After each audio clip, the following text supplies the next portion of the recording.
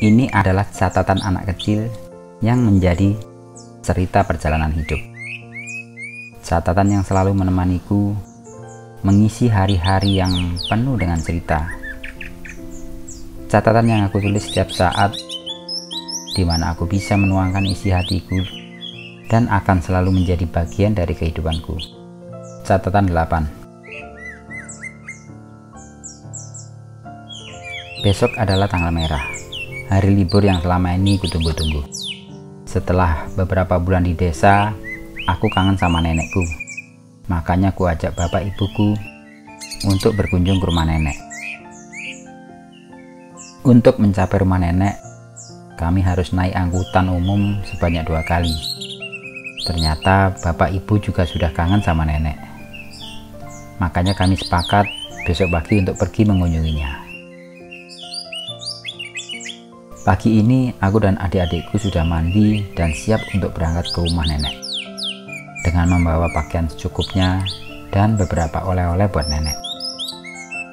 Di rumah nenek aku dimasakkan makanan kesukaanku, yaitu cumi-cumi yang kuahnya berwarna hitam karena tinta dari cumi tersebut. Kalau kuperhatikan, dulu memang nenek dan ibuku lebih sering masak ikan-ikanan, karena di tempat nenek ikan masih segar dan harganya murah dibanding dengan di desaku sekarang ini yang memang jauh dari laut. Di belakang rumah nenek masih ada tanah untuk berkebun. Kulihat beberapa orang membantu nenek memanen kangkung, juga menyiram bayam. Dulu aku sering bermain tidur-tiduran beralaskan daun bambu kering di rumpun bambu di kebun nenek. Tapi sekarang aku jadi takut setelah aku melihat adanya ular berwarna hijau melingkar di pohon bambu dengan lidah menjulur-julur. Ketika kami hendak berpamitan pulang, nenek bilang, "Kan liburannya masih beberapa hari lagi, Har. Kenapa kamu buru-buru pulang?" kata nenek pada Suhar. "Iya, Nek. Biar rumahnya cepat jadi. Kalau lama ditinggal pergi, nanti rumahnya lama jadinya." Kilah bapak diiyakan oleh ibuku. "Nanti kalau rumahnya sudah jadi, pasti nenek kami jemput, ya Nek," kataku diiyakan bapak. "Aku ikut jemput nenek ya Pak," kata Suhar selanjutnya. Akhirnya kami pulang dengan diantar nenek sampai pinggir jalan raya. Menunggu bus di halte tidak terlalu lama, karena bus jurusan Malang termasuk jalur padat penumpang.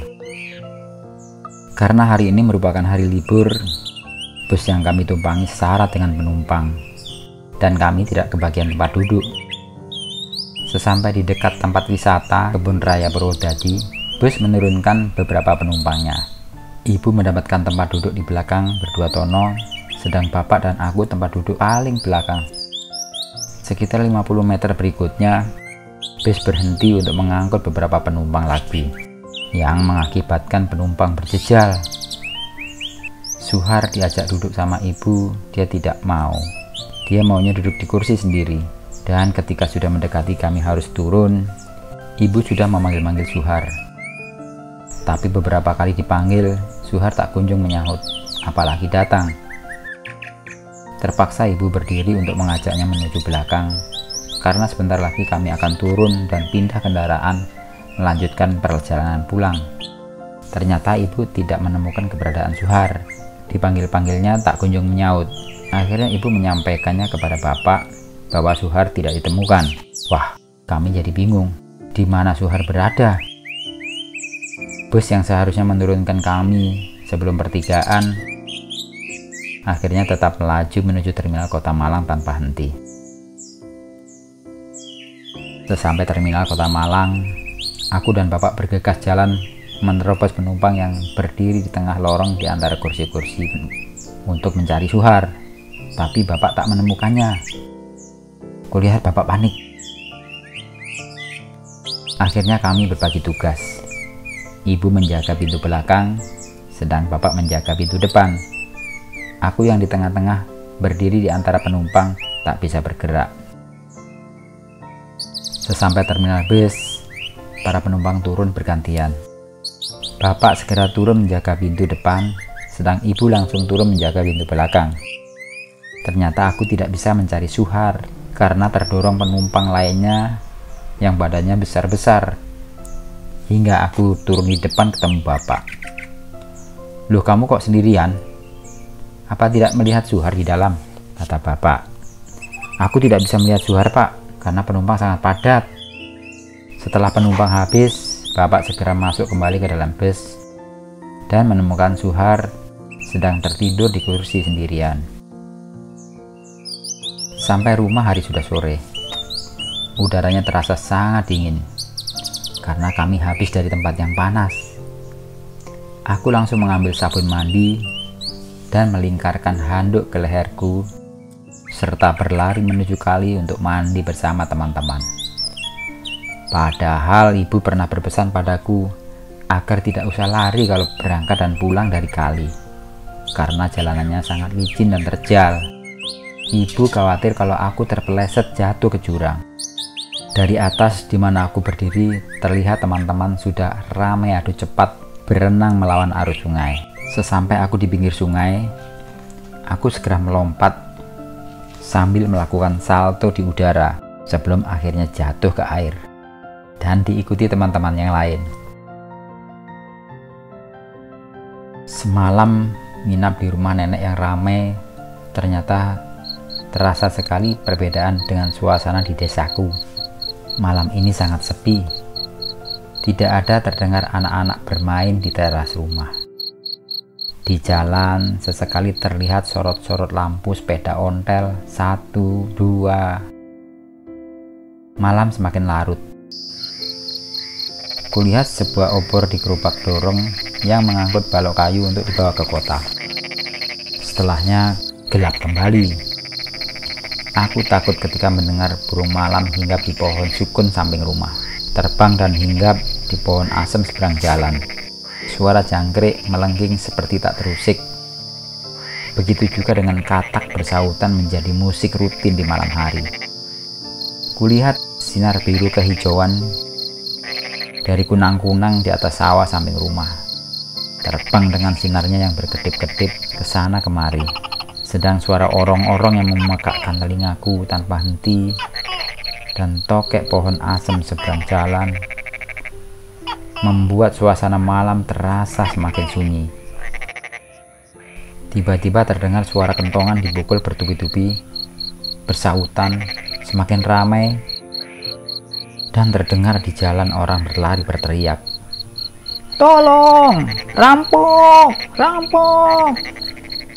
secara bersautan.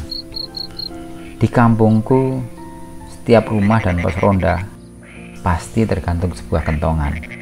Kentongan-kentongan itu yang dibunyikan saat adanya suatu ancaman maupun bahaya.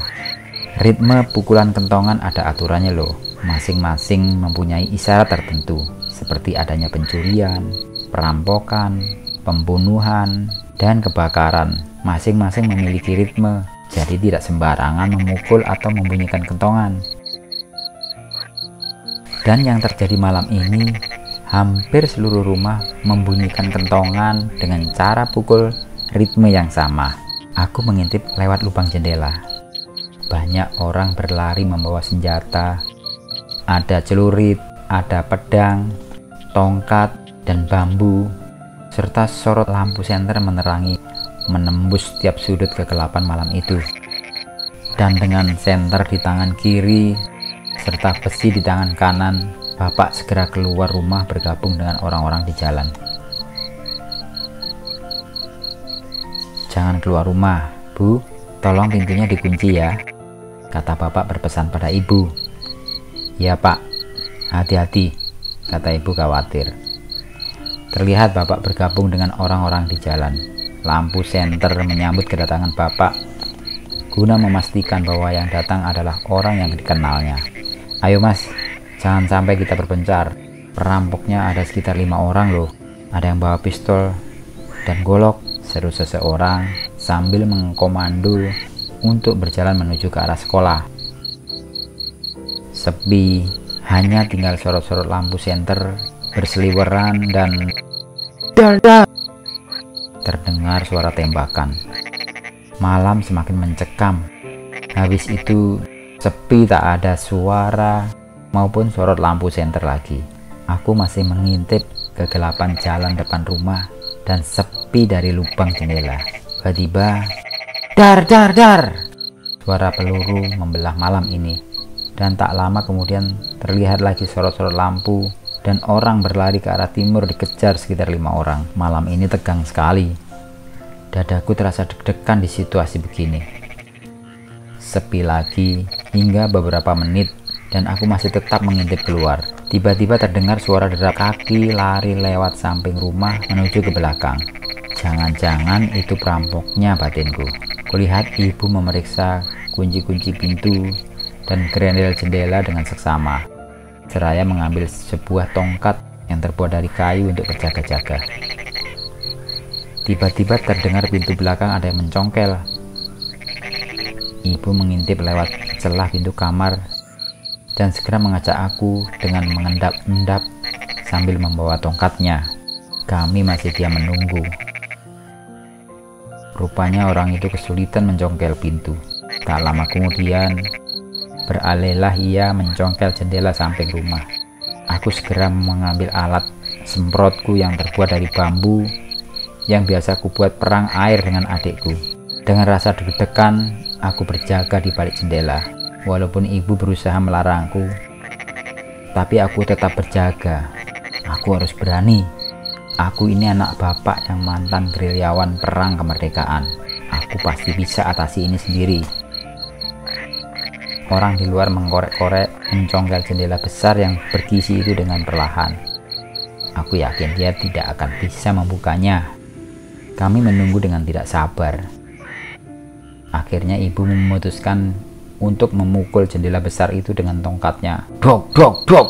Terdengar di luar ada sesuatu terjatuh. Dan selanjutnya terdengar derap langkah lari menuju kali belakang rumah. Dengan jalan berjinjit, aku kembali menuju jendela tempat aku tadi mengintip ke jalan. Masih sepi dan gelap. Kulihat Suhar menutupi tubuhnya dengan selimut rapat-rapat. Sesekali ia mengintip di luar selimut dan berbisik, "Ada enggak?" Dan aku hanya menggelengkan kepala.